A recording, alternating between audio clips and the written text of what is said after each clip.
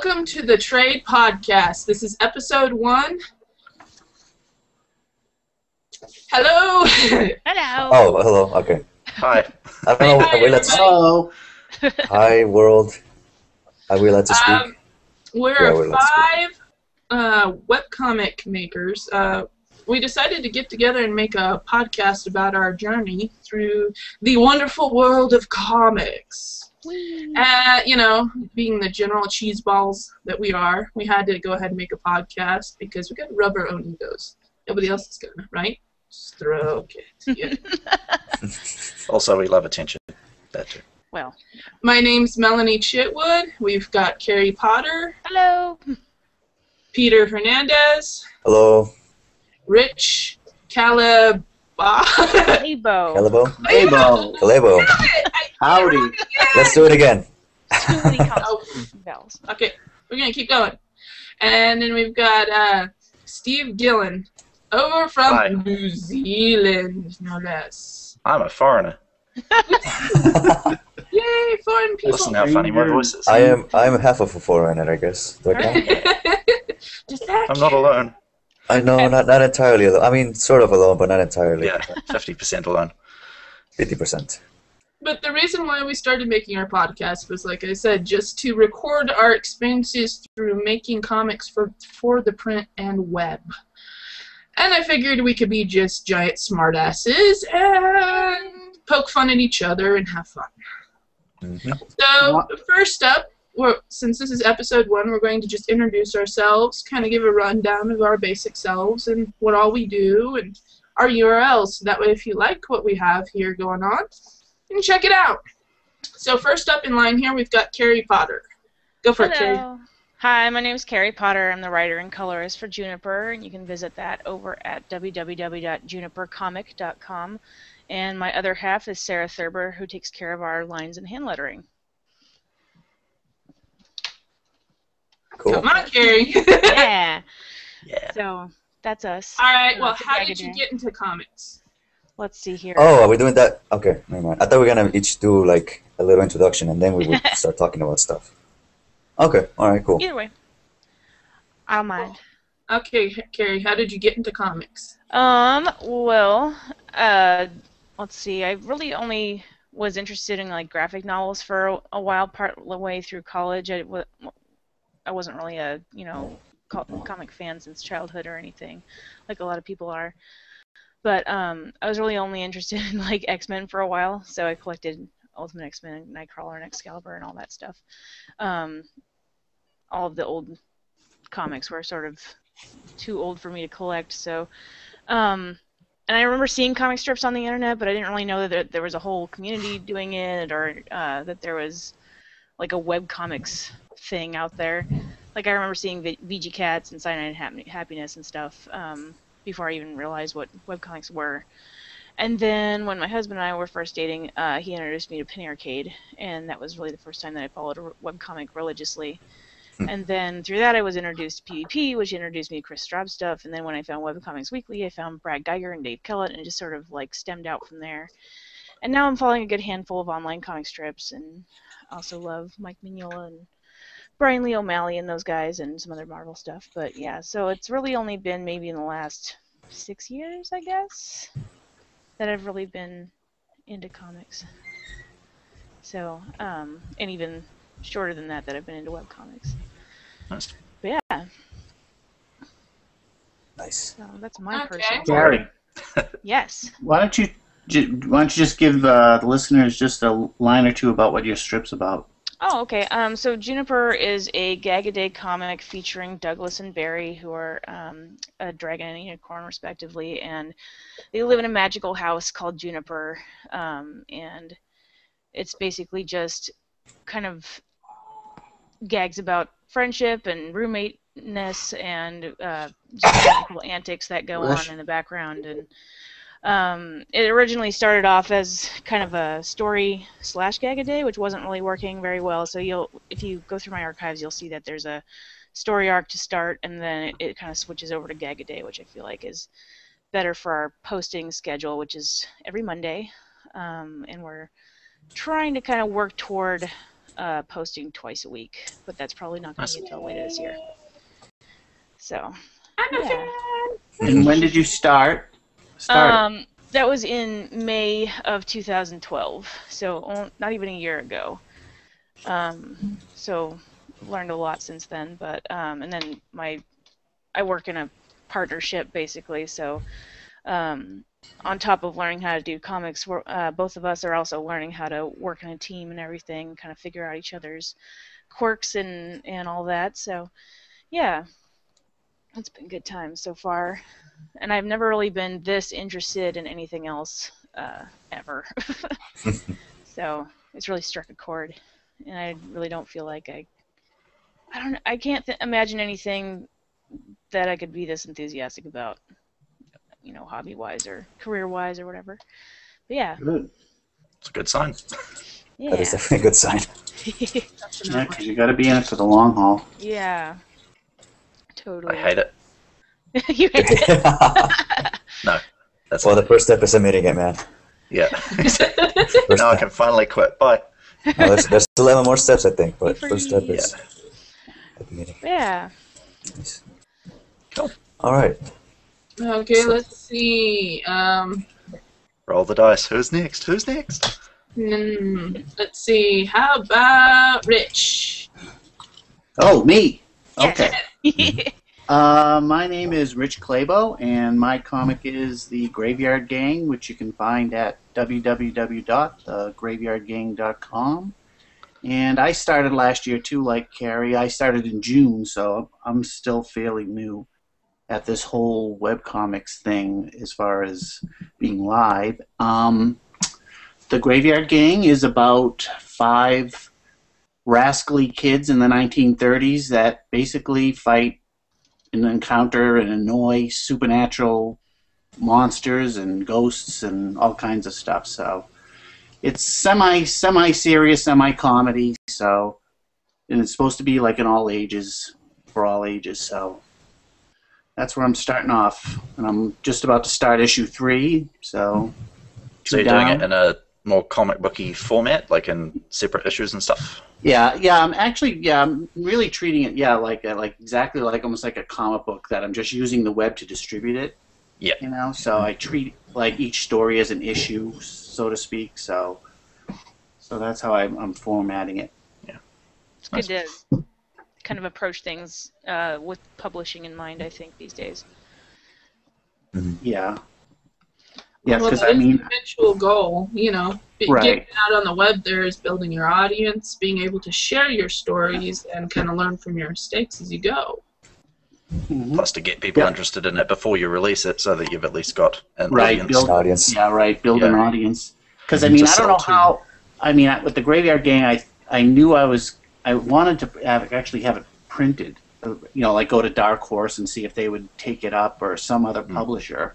And then I don't know how I stumbled upon Webcomics Weekly, and I just started listening to what they had to say and kind of being the master of your own domain kind of thing, and and it just kind of stuck with me, and I just decided to do it that way. And if a publisher wants to approach me down the road, great, but at least this way I'm starting on my own, and I own all my stuff, and I can call all the shots, which good or bad is Right. we'll see, but Definitely some peace of mind in there. yeah. That kind of stuff. No Yep. shady contracts to enter into or anything like that when you're doing things on your own terms. So that's the biggest appealing part to me and Sarah, is just having control over full our own control property. and full ownership. Yeah. Right. So even if that means we And don't knowing ever that- get published, it's nice to know that we're calling It's our own yours. shots.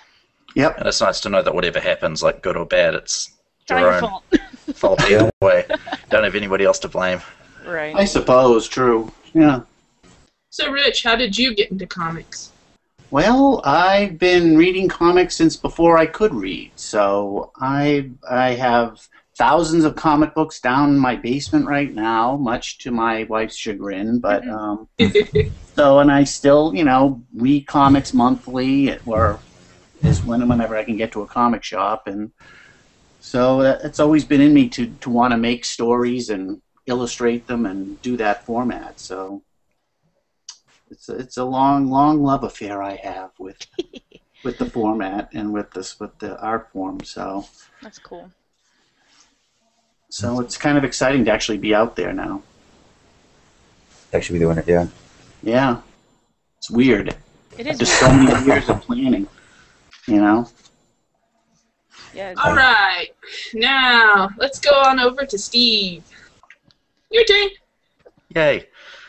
So hi, I'm Stephen Gillen. It's StPhengillan. Both names people usually have a hard time spelling. I make a comic called Antics, and you can find that online at www.anticscomic.com. Yeah, it's a twice-a-week strip about two friends, Fletcher and Copernicus. Fletcher, green tie, Copernicus, red tie. Only identifying characteristics apart from skin color. It's just general gag-a-day comic. It's lots of recurring characters, lots of weird stuff, lots of just stupid situations. It's yeah, how I got into comics was just like I've been reading webcomics for probably going on 10 years now, just starting with Penny Arcade and later on to Nedroid and things like that. I think Nedroid's probably my major inspiration for actually starting it, because I suddenly saw that you could do sort of full-pagey looking gag comics, and suddenly it sort of clicked in my mind and I thought I could possibly be able to do it. In terms of actually getting started, it was a weird start for me. It was like I was on the Penny Arcade forums, and I'm sure some people know you just sort of do occasionally forum battles, like the artists will make their characters fight each other, and it's just a good excuse to draw some dynamic poses and get creative and stuff. Somebody was doing that. The person they were battling with quit, and I sort of jumped in and made up a character on the spot, and then people liked that, so I kept drawing, and eventually people said I should make a comic, and so I did, and put that up online, and it's just gone on from there. So it snowballed for you. Yeah, pretty much. I didn't really go into it with the intent of starting a webcomic or making any money at it or doing it for a career or anything. I hadn't really been drawing for sort of the past 4 or 5 years before I started doing those, but just something in it felt good, and the writing got easier as I did it, and I like the way my art's improved and stuff, and it's just, yeah, snowballed, as you say. That's awesome. So when did you launch yours?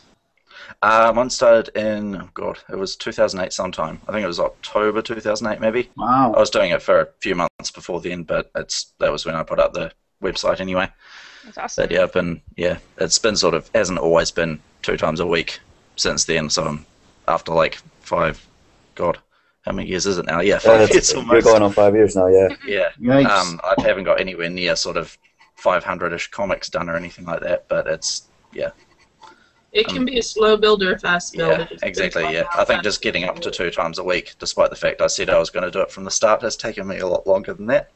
But I'm up to it now and looking to possibly moving into 3 times a week at some point in the future, so we'll see how that goes. And aren't you currently trying to transition between day job and Yeah, trying being the operative word. It's like, I can see that it may possibly happen somewhere down the line, but I think the audience is starting to get up there. Like, my audience is starting to get to the point where I may possibly be able to support myself in the future, but in terms of like merch sales and book sales and all that sort of stuff, it's not really happening enough to the point where I could actually sustain myself just now. Right. It's a nice amount of extra change every month, but it's not really a livable wage or anything like that. We'll see in the future. Not yet. No, but I mean, I'm just starting to make plans for, like, well, if it ever does happen, will I be ready to sell stuff? Will I have enough comics going up? Will I have enough books out? And so on. So Right. it's nice to have a more specific goal to shoot for finally, after a few years of just sort of putting them out there and hoping people like them. Well, you'll be glad to know that you are a pioneer since you've been doing it the longest, so... Oh, yeah. Guinea pig. Yeah. Take everything I say with a grain of salt, of course, because I am not full-time yet. Right. So we'll see whether my advice ends up working out, or if I just suddenly don't have internet and disappear off the face of the earth one week, then you'll know it hasn't worked. Yeah. Well, how did you first get into comics? I mean, I know you first got into doing antics there through the forum board, but was that your first exposure to comics? I've never been into comic books ever in my life. Like, I think I've read maybe 2. But in terms of like, yeah, Rich I don't have a comic book shop. There's no comic book shop in my town. You've slain Rachel. Oh, excuses. Yeah, exactly. Also, I don't care. They suck. No. No. I am interested. It's just I don't. Yeah, I don't have the attention span or the money or anything like that usually. So it's just I've really just been into webcomics pretty much. Like as I say, like sort of Penny Arcade. Yeah, Penny Arcade, Nedroid, everything of that sort of Gag-A-Day style has always been my thing. So yeah, I sort of still follow the Penny Arcade on the Penny Arcade forums. They have the webcomic thread there where everybody sort of posts stuff, and stuff that's in bad taste people tend to get told that what they're posting is terrible, and so it's just become a self-selecting thing where I just sort of read whatever's in there and learn about new comics from there and stuff. Yeah, so pretty much online entirely. Yeah. So that's me. All right, Peter, it is now your turn. It is my turn. All right, cool. Well, unlike the three wonderful people who spoke before me, I do not have a comic out yet, but I do have a website, so that's always good. My name is Peter Hernandez. You can find my website at piercito.com, which is PIERRESITO.com. There's nothing up there yet. It's a nice little coming soon page so far. But I am hoping to launch on April 1st because April Fool's Day is my favorite holiday, and I thought it was nice. That's literally that is the logic behind that is April Fool's Day. So I was like, yeah, that's a good goal. That's a good goal. All right. Plus, that way, if you put up the first one and decide you don't want to carry on, then April Fool's, guys. Yeah. I wasn't actually doing a comic book at all. I was just wasting the last 2 years of my life.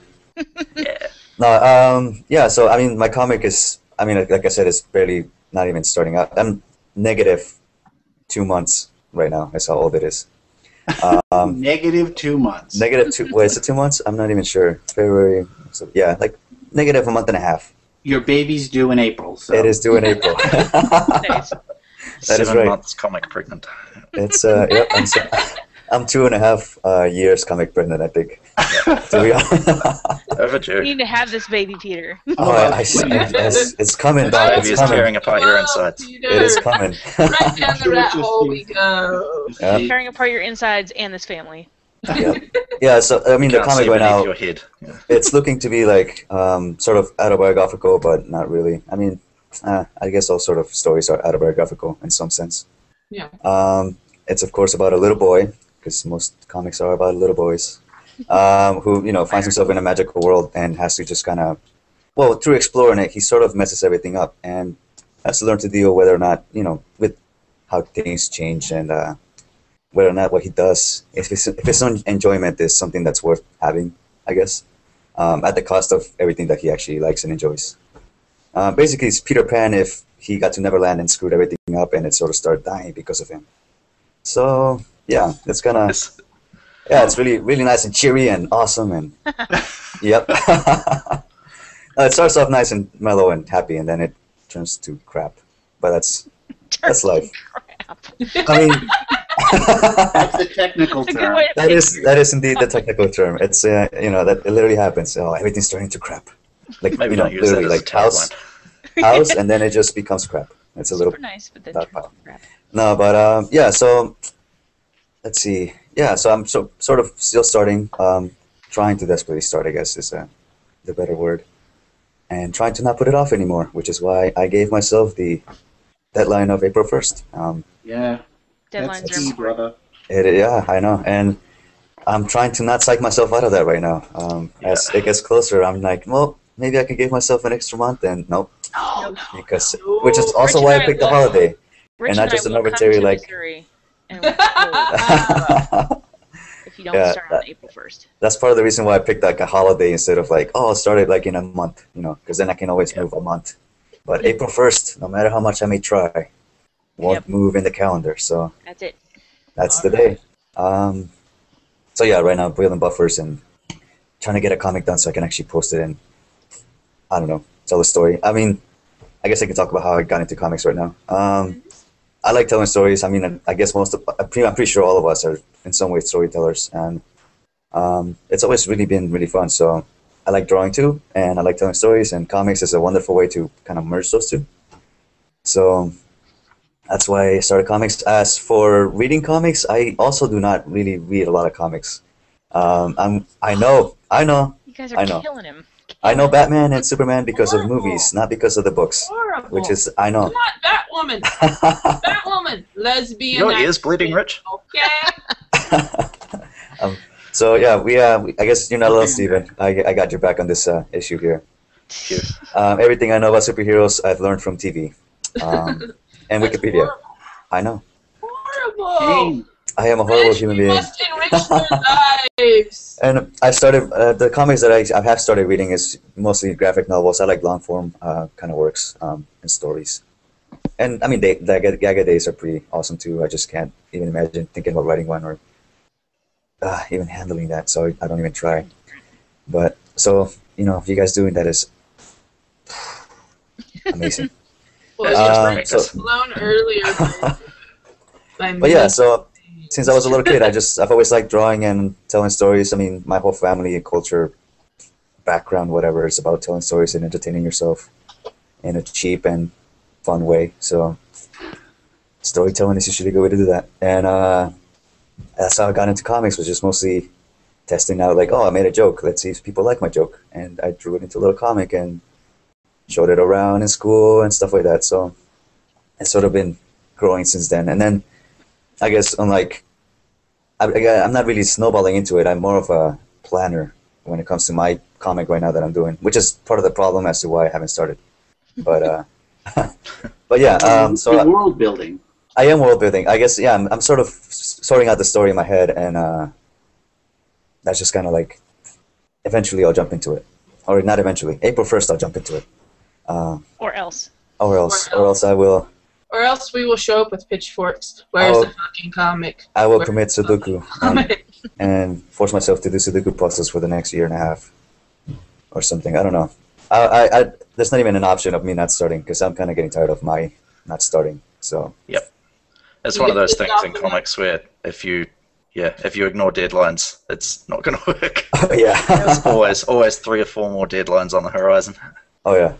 Plus, you gotta worry about just having someone come out with something that's exactly like your idea, or really scary close to it. And then it'll just really stink that you'll be like, no, I had that idea first. I mean, that's not what happened first. I'll release your comic. Yeah. So that's pretty much my. I mean, as for my actual life story, I'm a Capricorn. I love long walks on the beach, and I live in St. Louis, Missouri. I'm not a Capricorn, actually. I don't even know what I am. Whatever September 23rd is, that's what I am. Libra? Is that what that is? It used to be, right? Sagittarius. I got told that was like, I changed, which I guess it happens. I didn't know the constellations could move around, but yeah, that's cool. Yeah, I used to be a Libra, I guess, and now I'm a Virgo. Virgo? I don't even know how you say it. The Virgin one, the lady. Water bear. No, Virgo. Virgo, yeah, that one. Yeah, that's the one. I got off topic there. I'm sorry. It's all good for us, star signs. But yeah, no, I get off topic a lot, so I'm gonna apologize for that right now. What has it been, Timmy? That's a podcast. That is a podcast.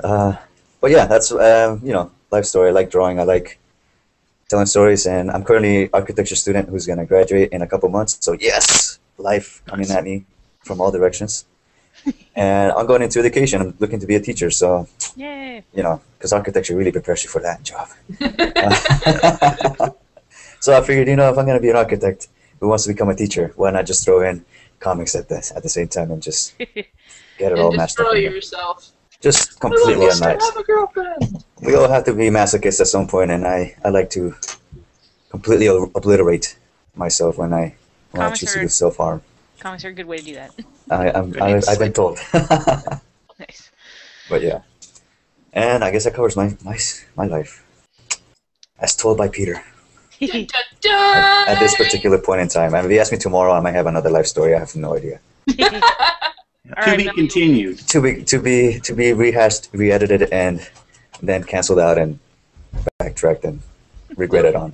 No, Next no week you'll be back saying you were redo. raised by wolves. Reboot my life. Oh God. Oh, that would be pretty insane. I kind of want to do that. Would that work? No. I don't think that will work. No. All right, Melanie. Mel. How are things with you? Melanie, it's up to you. Lay it on us. My turn! Alright. I am also, like Peter, I have not launched yet. Dun dun dun! My date, I finally set a date, guys. Yeah, you Yay, said what it. is it? July getting married. 1st! It's when you get comic married. July 1st July is when your life 1st, ends. just for the shit of it. July 1st. July 1st. And that was Write it down, recorded man. in a podcast for Yes, us yes. to Now it is recorded in rub it in your face when blood. that day comes by. Well, my name is Melanie Chitwood. My soon-to-be comic is called Steam and Nonsense. It's steampunk-based. A little bit of sword and sorcery thrown in. It's going to be fun. I don't want to give too much away because last time I tried explaining it to somebody, yeah, it kind of devolved. Is it long form? I thought it's easier just to say steampunk nonsense and leave it at that. Long form, Melanie? Yes, I will have. I'm going to experiment with long form. I took a page from Scott Kurtz's way he's doing Table Titans, and so I'm going to divide it up however it serves the story. If I need to put up the whole page, I'll put up the whole page. If half a page will be a good update, then I'll do only half a page. I mean, whatever services the story, more or less. And then, This is all trial and error. I just figured I'd give it a shot. What the hell? I've been trying to launch a webcomic for about 5 years now and failing horribly every time I turned around. I thought I'd try Gag-A-Day at first, but it just was not working. All the stuff I like to do are pretty much short story, long form comics. So I figured, what the hell, let's just stick with what we like, what we can seem to come up with. So, how I got into comics, I've been writing and drawing since I was 4 years old. As soon as I could pick up a pencil, I was putting images and then words down on paper. I started actually making comics in when I was about 11 years old. Throughout most of school, I was drawing and painting pictures for lunch money. oh, Most of my classmates, some of the teachers, some of the school staff were buying paintings from me for $50 to $100 a painting, and I was 7 years old. Oh, sweet. Nice. nice. Yes, and one of the kids, when I was about 11, he gave me an X-Men comic. He wanted me to make him a drawing of Wolverine, and he loved it so much he gave me 5 more comics, and he started naming off characters. And yeah, I made like $200 off the kid. He gave me comics on top, and that's where I started. And I became obsessed. I have boxes behind me here, long boxes full. Books upon books. Books upon books, bookshelves behind me full. I mean, yeah, I'm a comics fanatic.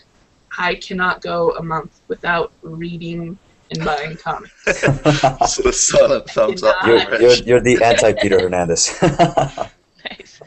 I cannot. Comics are in my blood. Nice.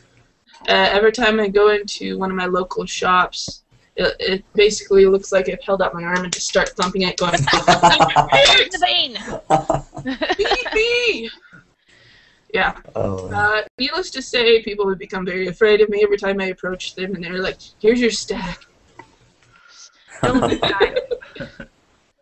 Your poor list. Oh man, that's pretty funny. Very cool. But I'm also the biggest foul-mouthed woman in New Mexico you'll ever meet. I do not censor myself. There's no fucking point. By the way, this is a podcast full of adult language.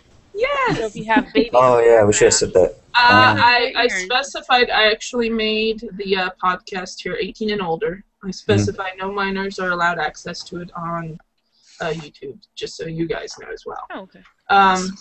you know, we are adults. We are going to talk about comics, but, you know, we are always going to go off into rat holes and whatnot.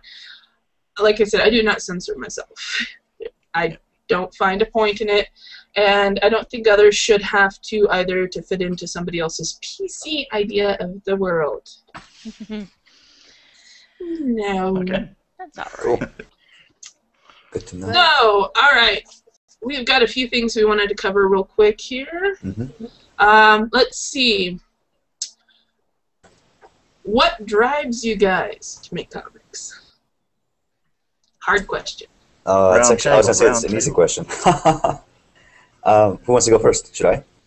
Go for Go it. for it. All right. You sound eager. Well, what drives me to tell a story is, if I have a story in me or something I just want to tell, or I kind of use storytelling as a way to find out more about myself as well. So it's just this need to put something down outside of my own head onto something else, whether that's writing a story like actual prose or just making a drawing or both, making a comic. I mean, it's just a way to explore what I'm thinking.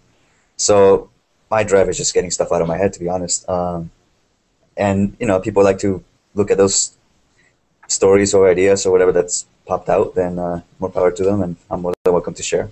But I'm really just in it for me. Very selfish guy. We just I was going to say. Monster. I am a horrible human being who just wants to take over the world, one pencil With line at a time. comics. Yep. More importantly, my own world. Trying to understand my own mind and see how I work and think and stuff. So That's interesting. that's what drives me to make a comic or a story or an idea or say something. It's just to express myself and understand myself better. That's it. Who else wants to answer that? Let's go over to Carrie. All right. Let's see. I guess mine's a little complicado, so I will kind of tell you the whole story about how I got started first, I guess, because that's kind of where it comes from. So basically, I've been writing drawing since I was really little, and writing since I was in probably middle school, and just sort of for myself, not for really any money or any specific projects and everything. And I sort of was directionless and purposeless for quite a long time. And so, like I said, the first webcomic that I was ever into was Penny Arcade, thanks to my husband showing me what that was. I sort of learned about PAX, their show that they put on. And so we went to that, and I sort of saw what, even though, Penny Arcade is really the exception to the rule when it comes to comic success, I kind of just saw what comics could be and everything, and I just knew that I had to start applying myself when it came to art and writing. I'd minored in fine art in college, and I've been, and I majored in English writing, but like I said, with no direction or purpose. And I really felt after that show like it was time to start focusing those skills into an actual ongoing project so I could eventually get somewhere with it, even if it was only for personal stuff. And then before that, I'd met Sarah at work, and I think that both of us were kind of struggling a lot with, there's a weird disconnect between college and kind of being promised feeling like we were sort of promised a job in our field. I know Sarah tried for something like 5 months to find something in the gaming industry. I think her major was in some kind of video game art, and I tried for a little while too, and we just didn't find anything. So we ended up with these jobs that were fine for making a paycheck, but not really art or writing centric. And there was this weird stark contrast between the expectations we came out of college with and what we actually got. And so we were kind of bummed out for a while and trying to figure out what we wanted to do to sort of alleviate some of that, disappointment, I guess. And we threw around some ideas and everything. And after PAX, I kind of proposed that we create a cartoon and pitch it to like a network or something. And then that idea kind of evolved into doing a comic strip instead. And so just having something to aim for and something to, apply myself to is a huge part of the drive that I have to create the comic. And we threw ideas back and forth for about 7 months, figuring out our characters and our idea for Juniper, and before we started. And I guess deep down the drive for me is it's kind of morbid, but comes from being afraid of not doing anything with my life before I die. I kind of just want to make a little dent in the world, and nothing's really ever lit a fire in my belly this intensely. So I feel like comics is kind of where it's at for me. And I feel like I have infinite enthusiasm for it, even though that might, fizzle out later, who knows. And just all of that in tandem kind of drives me forward to create comics. So that is my big story of the day. And I will hand it off to somebody else now. Nice. Because I've made myself sad. No. All right, Stephen, your turn. Well, speaking of making myself sad. Anyway, my thing is just, much the same as Carrie. It's like I was sort of directionless for a long time. I came out of school and sort of went into university, and it didn't work out. Like, I just didn't have the drive to finish it. I got close to finishing a couple of degrees, but it never eventuated, and eventually I was just sort of working between different jobs, and it's just in the middle of all of that, and plus depression, which nobody wants to talk about, but it was an issue. Like, I was definitely super, super depressed for quite a long time, and it's just that when I eventually started making comics just sort of out of the blue, like as I said, I wasn't intending to go into it as a career or as any kind of thing for building towards something in the future. But once I started doing it, I just found that pressed something in my mind that made me enjoy life a bit more, and I liked getting a reaction. I liked having the archive of comics slowly building up. I liked watching an improvement in my own art over time and seeing that I was actually getting somewhere, and let's be honest, having a bit of money extra coming from it didn't hurt.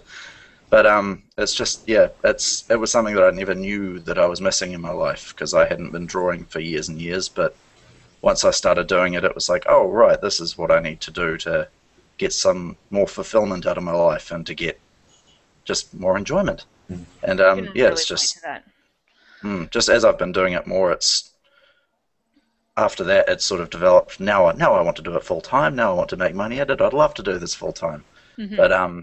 But we'll see how that goes, obviously. But it's a goal, and it's definitely, like, while I still enjoy doing them, that's now another drive as well. Like, I want to do more of them so that I can earn a bit more and do more merchandise and spend more of my time doing it. And hopefully that'll eventually eliminate the need for another day job. But we'll see. So that's my drive. Awesome. Yeah, I can totally relate to that feeling. Kind of mildly miserable with the way things were going, and finding some relief and purpose in comics. I can totally relate to that.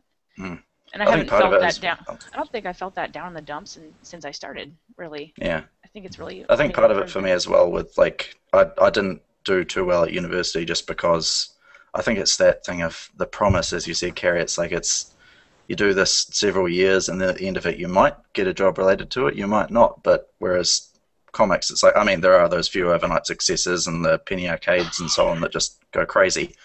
But it's nice being able to specifically see, like, oh, as I apply more time to it, I'm getting more readers, I'm getting more archive built up, I'm getting more future publishing potential and that sort of thing. It's nice to see just a slow upward curve as opposed to putting in a lot of effort, and at the end of it, it might work out well or it might not.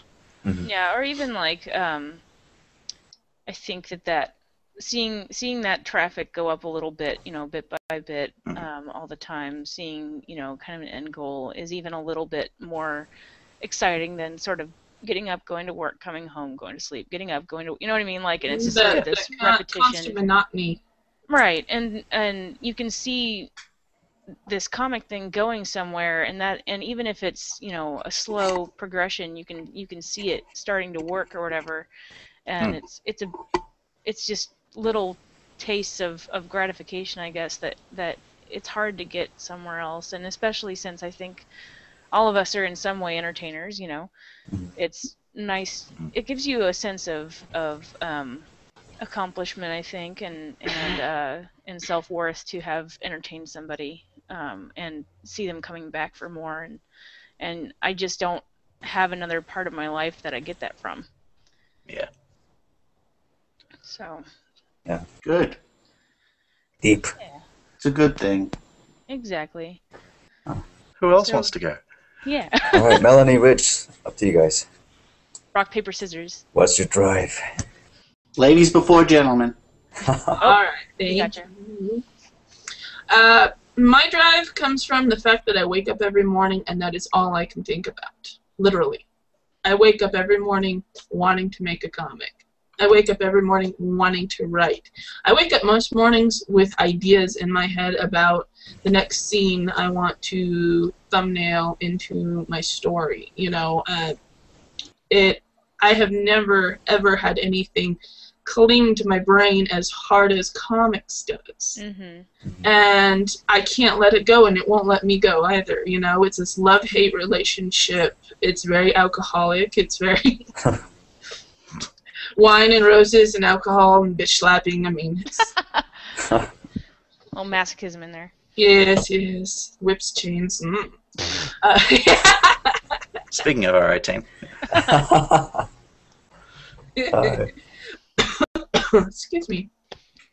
But overall, you know, I can't see living my life without doing comics, you know? Mhm. I just can't move forward without being able to create my own stories. For a while there, like through high school and whatnot, I thought it would be awesome just being the penciler and the artist for some of the big name books for a while. Until I started reading up on some articles and whatnot, and I finally started getting some behind-the-scenes info about how some of that actually works and how, you know, they're not actually girl-friendly. Not all A the lot of time. them. It's only been in more recent years that they're actually more female-friendly, and how a lot of comic creators from like the 80s and the 90s had hell. I mean, pure hell, especially if they were female. Trying to even do comics or get into any of the big guys, anything like that. And I was like, you know what? I don't want to deal with that bullshit. Mm-hmm. I am not for that drama. I will make my own. Mm-hmm. So I decided to keep looking, keeping for my options. And when Penny Arcade and PvP first launched, I was actually one of the first people reading. And that immediately got me hooked, but I knew I didn't have the skills yet. Mm. And so that's actually what I went to college for. That's the specific reason why I went to college.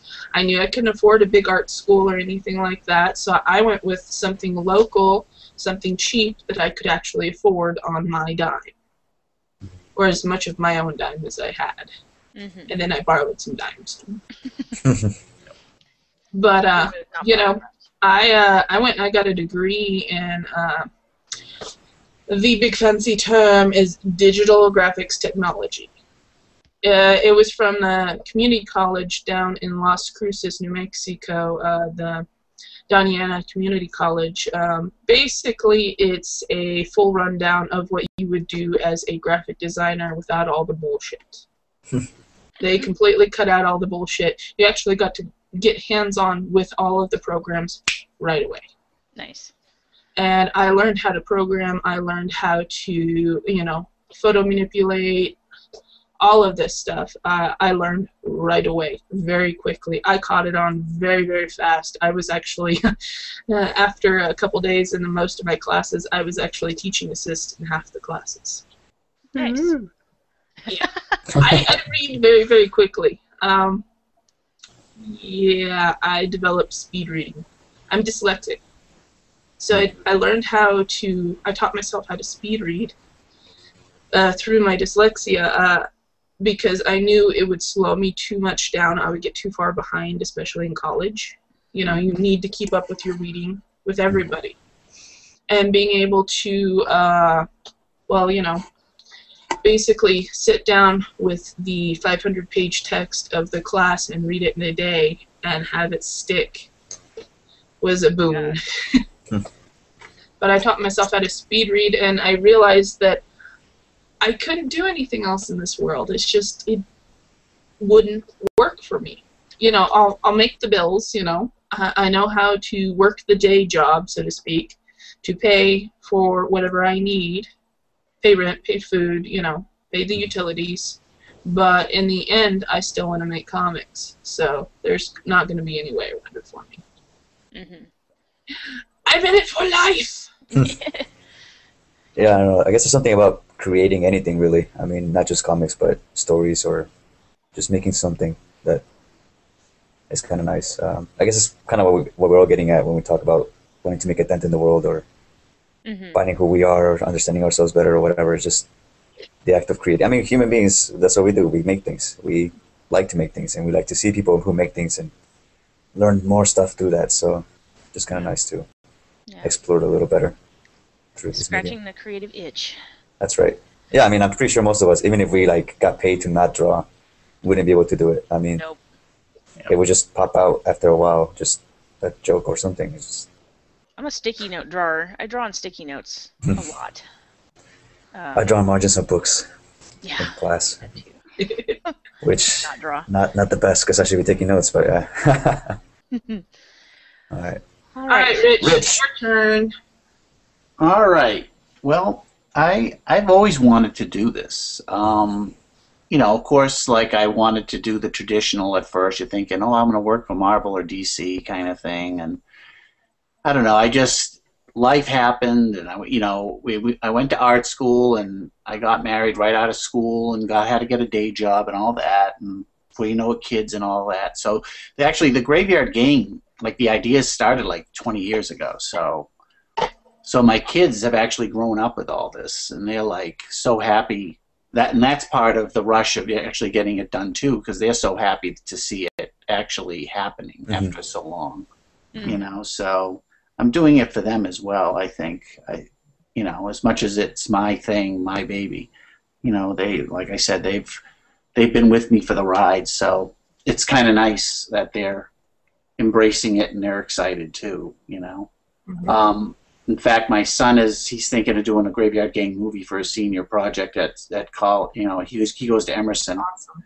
So he's thinking of doing a stop motion film for his senior project. So we'll see if that happens. That could be fun. That's got to be so flattering. Yeah, it is. I mean, because, he could have done his own thing or any other kind of thing, but yeah, it definitely is. It's pretty cool. It's neat that your kids are so into it, because I think they could so easily be like, "Oh, Dad, you're such a nerd," but but sounds like they're totally supportive, and that's really neat. Well, their support, I mean, part of it too, they're not really, they've always seen me drawing, because I've been drawing whether I'm getting paid for it or not. I've always been drawing. So they've grown up with it, so they're not oh, wow, that's really cool. They kind of take it for granted a little too, so because they are, because they've always seen me. But now that there's actually, a website, and actually I did a small print run, so. Oh, nice. Yay! So to actually see it coming together, and I'm doing a convention in April, so it's kind of a real thing now. So hopefully it'll go according to the webcomics model, and so because I would love to do it full time too. There's so much I want to do. I just don't have time to do it right now. Yeah, gotta keep trucking. Yep. Pay the bills. Live. That's right. All right, guys. Yeah. So let's go on. We got just a couple more questions here, real quick. What were some of your fears starting out? That's fear 3. What did anything hold you back right away or whatnot? Putting your stuff out in public. Is there any fear about that? Judgment, that sort of thing. Who should go first? I'll go if you want. Anybody, Carrie. Okay. Well, let's see. I think it's really normal to be afraid of crappy criticism and comments, and if people don't like it, or especially for the Gagadayers, if people don't think it's funny, it would just be the worst thing ever. That's the whole point, right? But let's see, I guess when I started, I guess the fear came from working so hard for 7 months on something, designing something in and out and figuring out characters, and it's like we really liked these characters before we even started, before we showed them to anybody, and I know that I think I'm a little bit more like emotionally attached to the project than Sarah in some ways, but like I think that negative criticism or that kind of nervousness affects both of us, but she's a lot more objective and logical about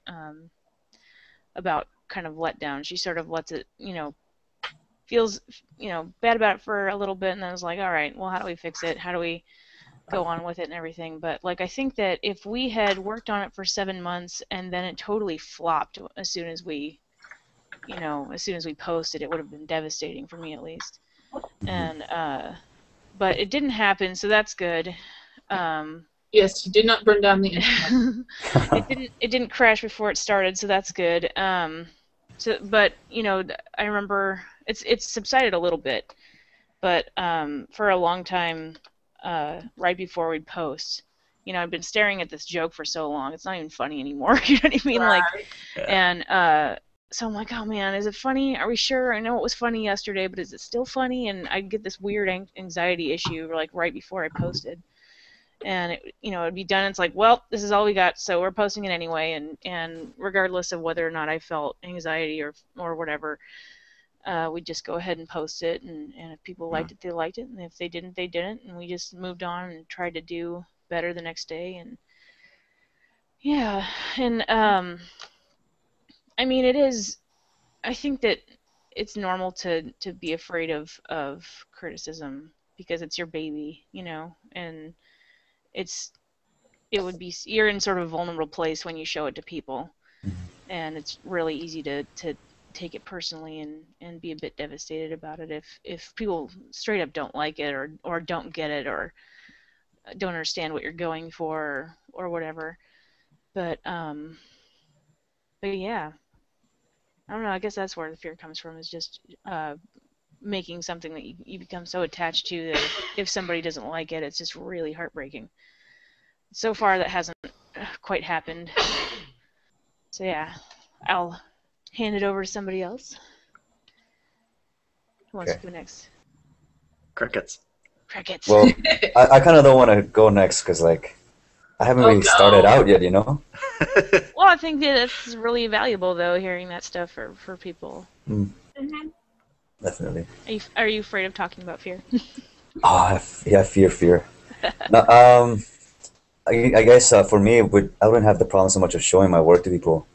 I mean, like I said before, I'm trying to learn more about me and what I'm thinking through my stories. So my biggest fear is that at the end of the day, I don't learn something, or that it doesn't show me something new. So my hesitation for having started out is just that I want to start off right. I want to make sure that this thing that I don't even know what it is yet, but that this thing ends up being productive in the end, So that was like that's why a lot of the whole planning and trying to make it right comes in, and putting it off because I want to make sure it's perfect, even though it's never gonna be, because I mean, what is perfect? But nobody's perfect, and you don't have enough experience yet to perfect. That's right. To even get there. I mean, the only way I'm gonna get experience is by doing it. So it's a cycle you have to just kind of start. But yeah, so my biggest fear, I guess, was just making sure that I started off on the right foot, and so putting it off and redrawing pages and rethinking the story and rewriting the story or whatever.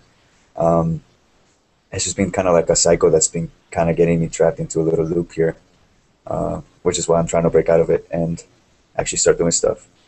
I mean, as far as criticism goes, for me, it's not a big deal, mostly because if there's one thing architecture school has taught me, is how to not take your work personally. Mm-hmm. Yeah, the first, freshman year, first year, they have your 2-3 weeks in, and it's like, put your stuff up on the wall and we're going to tear it to pieces. So you kind of... You grow the thick skin. Yeah, I was going to say, you grow a thick skin, but it's not even that. You learn to detach yourself from... I mean, your work is not you. It's just your work. So in that sense, I'm not too worried. I mean, someone can come up to me and tell me this story is crap, and I'll be like, yeah, probably. But it won't really... so long as I get something out of it, which is the whole purpose I started off, I'm happy. So I'll be good in that sense. But that's the fear, is I don't get something out of it. And again, like I said, I'm very selfish in that regard. I'm doing it for me. So I want this work to pay off and help me understand myself or whatever it is I'm ultimately trying to do, which in a way, it's also, I'm not even sure of. So I guess I fear the uncertainty of the work, which is why it's taking me so long to start off. Just the uncertainty of the reception of it? No, the uncertainty of what it is and of whether or not it will help me be a better person. I don't know if that makes sense. I mean, it's kind of pretentious in thinking about my story helping me be better or whatever. But it's better than coming into it the other way and just going into it to make money. At least you're coming into it with pure intentions and not just going into it with the idea of, I'll just throw up this crap and hopefully people like it. If I ever at some point make enough money to pay the website that I spent, I would consider it a success. I mean, I wasn't going into it too much for the money. I don't think any of us are really. It sounds like we're all kind of just after the passion of it. I'm not. Well, that has to come first, don't you? Right, it has to, because otherwise you're not going to last. Or, well, I mean, you will last, but your stuff will just be dead and soulless and depressing. And we'll probably sell in Cartoon Network or something like that. But yeah, I don't know. I mean, that's the biggest fear, is the uncertainty of not knowing what my thing is and trying to hash it out and just worried about whether or not it pays off for me in the end. But too bad that fear is going to get tackled on April 1st, so yay. Yay. Forcing myself to do something. Gotta do it. So, Carrie, you did do some plotting before you guys launched, right? Yeah. The funny thing, though, was that a lot of that plotting and planning and everything, like actually executing it, was a lot different. So we were like, okay, well, we'll have the workflow go like this, and this. And then we started and realized how long everything was taking and what the hang-ups were, and then, all that stuff, and that changed. And then we were like, okay, well, we're going to do a story, and it's going to be funny. And then we did that for a little while. Oh, my God, catch. And we realized that, towards the middle of the end of the story arc that, a once-a-day schedule was not really enough with a 4-panel comic to tell a story, and so we were just like, all right, well, we'll switch to gag a day, and so it's like we had a whole second arc written, but we trashed it because it just wasn't going to work out, and we just have been writing jokes ever since, and so there's a lot of things that we planned to do that ended up different or in the garbage can. So. I really do think that in a lot of ways you can plan forever, and you don't know how it's going to go until you try. You can go, oh, well, I'll just do this, and this should take about this many hours, and then I'll have this character come in at this time and all that, and you can just plan yourself to death. But what you come up with in the end might be totally different than what you started with. And yeah, we planned for 7 months, and it's much different now than we ever planned it to be. So it just sort of evolved on its own, I think, and through, we're inexperienced, we've never done this before, so we're learning on the go, and it's embarrassing sometimes when you realize that you've made a giant mistake, and you're like, oh, well, it's up on the internet now, you know what I mean, like, no take-backsies. So, yeah, I don't know. Planning is really good, and I think it really lends itself to a polished end product, but at the same time, you could literally plan forever if you don't be careful about it. So yeah. Yep. Makes sense. All right. So, what are your guys' other fears? Melanie, Rich, Steven. Steven, you go. Steve. Sure. I was very much the same as Carrie again. When I started out in trying to make comics, it was actually, I didn't even mention this earlier on. Before I started doing antics, it was several years before that I kept trying to start a long-form comic, despite the fact that I never read long-form comics and didn't know what the conventions were. I was sure of the idea that if I had a good enough idea, then I would just be able to write it, and I would do 3 or 4 pages, run out of ideas, decide it was getting too complicated already, scrap it, move on to another one. And so I've got sort of 4 or 5 different collections of sort of 5 or 6 different pages, still lurking around in a drawer somewhere, and then I just decided I couldn't do it and gave up and went on to going back to university. But it was just the fact that I had started in such a I guess non-professional, but as in I wasn't going into it with the intent of starting a comic. I just started doing some doodles, people liked them. I did some comics, people liked those, and suddenly it was like, oh right, I can write jokes that people like, which I had never even thought of doing before. I didn't think I could write jokes. It never really came up. Process. It's very bizarre. But yeah, it's like once I started doing that, it was, and it was the fear of people not liking it basically, but I had that initial start of sort of doing some doodles people liked, then some comics people liked, and then I launched a comic and some people liked it, and it was because it was started in such an insular sort of forum community where everybody already knows each other. It was quite a while after I launched it before I started getting the sort of, not hate mail, but the negative responses from people that didn't know me before, and so on. So I had quite a while of getting used to the positive criticism before I even got any of the negative. And at first that was a heck of a blow, like finally realizing like, oh right, well because these people don't know me, they think this sucks. But it's just one of those things where you just, over time I've just learned to block it out, and like if a negative email comes in, it's just like delete. Screw it. Well, If a horribly negative comment comes up, delete it. It's It's hard to want to spend time dwelling on that stuff, because for me it's like you could get a big pile of compliments and then one shitty comment will kill it for you, and so it's just like, do you want to spend your time on this guy? You know what I mean? It's hard to not get him out of your head. I think that even pros deal with that, kind of dealing with that negativity, but just turning around and deleting it is probably the best way to deal with that. Don't engage, just delete.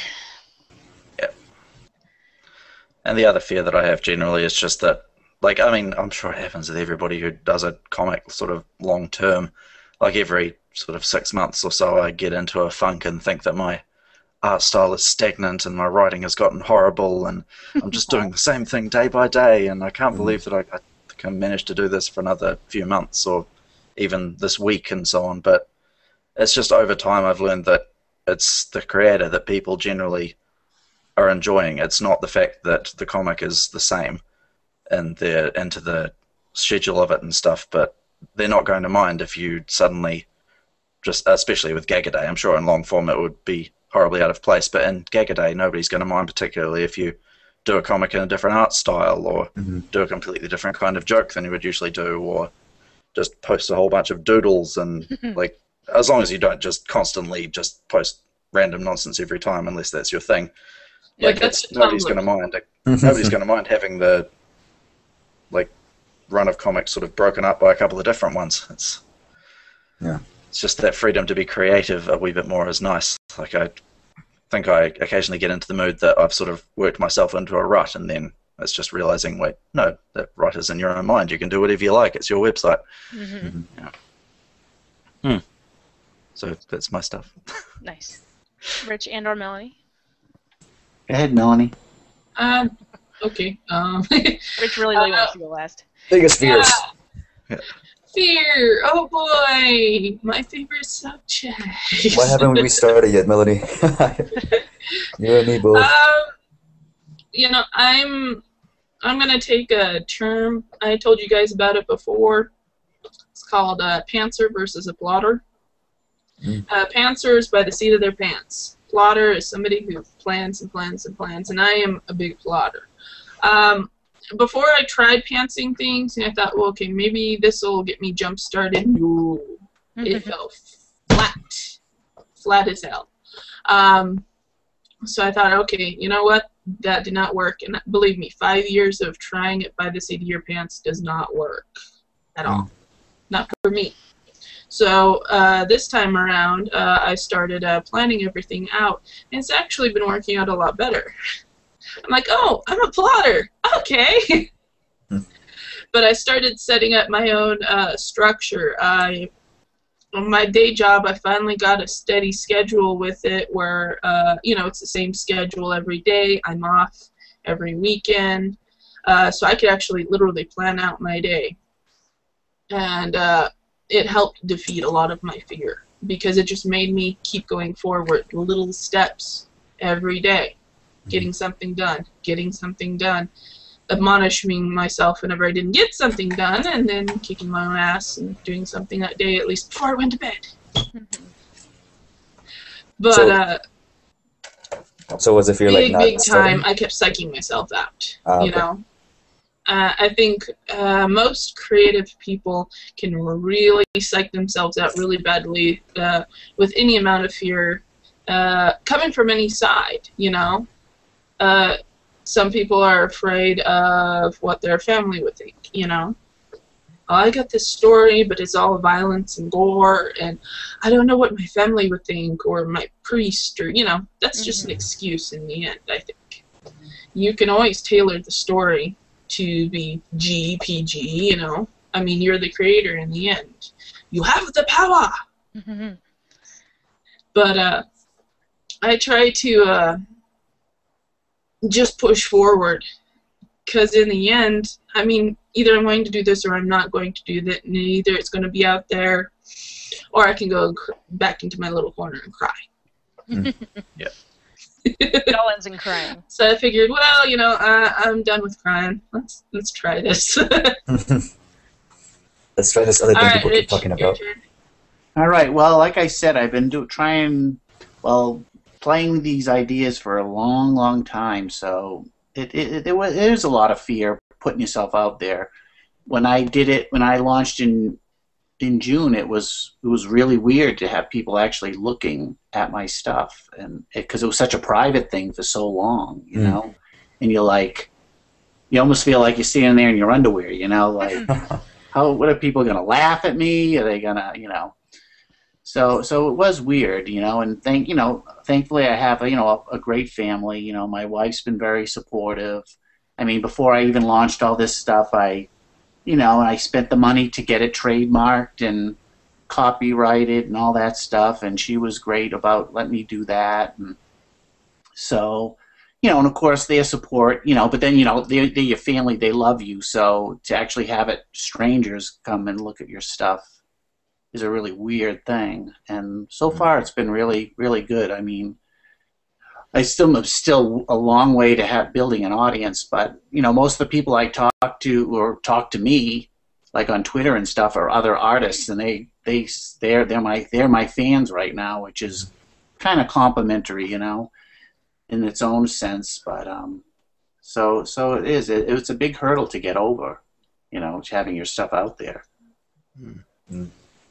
So it is, and it's a big, you know, once you get it done, it's something you gotta constantly struggle with, you know. Like you said, like from either a gag a day, is this gag stink, you know, are people gonna really come down on me, or long form, or is this current storyline gonna bore people or anger people? I don't know. It's a constant battle, I think.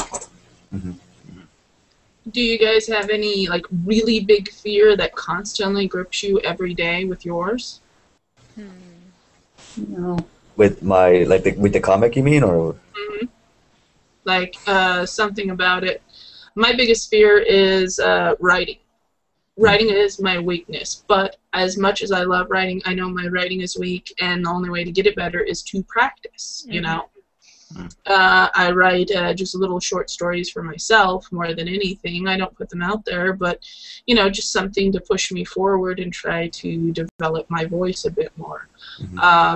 But I don't know if, you know, the way I'm writing is a good way to write, or, you know, most everybody has just told me start writing and do it. In the end, you'll figure it out or you won't. So my biggest fear is my writing flopping like a motherfucker. Yeah. I think as well that is more of a thing in, well, I mean, it's always going to be an issue, whatever you're writing, but I think the idea of like a bad storyline or a bad comic is more of an issue possibly with long form a lot of the time, because with Gag-A-Days it's like if people don't like a joke, then it's sort of max a week before there's a different one. Right. And then it's just another of the ones in the archive, or if they don't like it, they can just be like, oh, that was a bad one, next. But I think it's possible. It's probably way more of an issue with long form stuff. Sorry, I'm just spitballing here because I've never actually done long form. But in terms of like, if you're not hitting the audience properly with a storyline, then that's many, many, many pages that they might not like. So yeah. Right. Sorry, just thinking out loud. That was. No, that makes sense. I mean, That makes sense to me. Yeah, it definitely makes sense. Yeah, like what if all of your books sort of ride on each other, or are sort of like developing into a larger end game, you know, and you've built a shitty foundation. The first couple of books, you can't redo those books. They're out there already. You know what I mean? Right. I mean, you could redo the books, but why would you want to redo books over and over and over again? You know, you've worked so hard, you know. But I could see that being a big deal. I don't know. Like I'm one of those kids that like shows people things and go, huh, do you like it? Huh? You know, and it just, like, I just really want everybody to like my stuff and to like me and stuff, which is really silly, but. Damn it, like me! Just like I want me. people to like me. But, so if they hate it or something, I'm like a little hangdog about it, and I guess, I guess my biggest fear for a long time is starting to get a bit better, is that, you know, like Juniper, by its very nature, since it is our first comic, can really be nothing but a practice comic in a way. Because, you know, we don't know what we're doing. We're, you know, just flying by the seat of our pants. We're, you know, learning as we go, and there's really no other way to describe that except for a practice comic. And Sarah pointed that out to me, and for the longest time I'd be really upset by that. Like, no, it's not a practice comic, you know, this is gonna be it for us, and Juniper's gonna be awesome, and blah blah blah, and it really used to upset me. Blow it out of the water! Yeah, and it used to make me sad and kind of nervous that the idea that, you know, a few years down the road we might not be doing Juniper anymore, and that it would just be kind of like a practice thing that we did a long time ago and move on to other projects. But there's really nothing. I mean, if you step back and think of it a little bit, there's nothing too scary about that, especially since it's Gag a Day, and you know, like Steven said, it's just sort of like, well, if this joke doesn't work out, you can just do one next week and hopefully it'll be better. But you know, that if the worst case scenario is just, you know, moving on to a different project, I guess that's not that bad even, you know. Yeah. But I just, you know, I think you really want your debut project to knock it out of the park, you know what I mean? And the idea that it wouldn't really upset me for a while. But I'm not as, you know, scared or bummed out about that anymore, because there's, you know, by its very nature, being our first project, it can be nothing else but a practice project in a way. If there are other projects to come, that is. Yeah. So. The thing is that all projects in some way are practice projects. It's just right, exactly. Yeah. It's like, when do you stop? It's like you'll look back at, well, I mean, I guess if you're improving, you'll look back at your comic in a few years and say, oh god, I can't believe I put those ones up. But then a few years down the track, you'll look back at the ones you were doing when you said that and say, oh my god, I can't believe I put those ones up. It's a constant thing. Yeah, every once in a while we look back at our first strips and we're like, God, why did we do that? Like, Douglas looks so lumpy, and why did we use gray lines? And, you know what I mean? Like, there's just tons of stuff we're like, blech, let's just move on, you know what I mean? Yeah. But, and if it eventually does end up turning into something else, then, as you say, it's a practice. If it was a practice comic, at least it was practice. Yeah, at least you're not going into this new project with no experience. You're going in knowing how to make comics. You're going in knowing how to write. Yeah. You're going in knowing what your style is and what works and what people respond to. It's all progress. Yeah, well, I guess it does feel a bit like feeling about in the dark, you know, and trying to figure out what people enjoy and what they don't, and what serves the medium and what doesn't, you know, and that in itself is kind of scary, like trying to navigate a dark room, and especially if you don't have any peers, that's the worst too. Like, at least we know some people now, you know what I mean? Beforehand, it's like you're creating in a vacuum, and that's not very productive, first of all. You know, but it's also kind of scary because, you know, you don't know if you're doing it right, or if there's a different, more effective way to do it, or, you know, if you're totally leading yourself down the wrong path. So, yeah, get some peers, because that's super important, too, I think. All right, guys. Well, let's go ahead and wrap this up. All right. That's This good. is a pretty good first podcast. Overall, I think we did fairly well, you know, introducing killed it. ourselves. And Let's be honest, we're great. People are I'm lucky afraid to that hear nobody this. will like it. They will. Fears, man, fears. They will play this for generations to come. conquering fear, yes. The first podcast alone, we're conquering fear. Woohoo! It's okay to be afraid. Just do it anyway. Do it anyway. Exactly. Put on your big girl And I panties. mean, Do it. conquering fear really is not just this. It's not really even something you do. It's more like a process that just happens as you try to do it. I mean, it's not like an actual like an object that you can implement or whatever. It's like the act of implementing is what it is.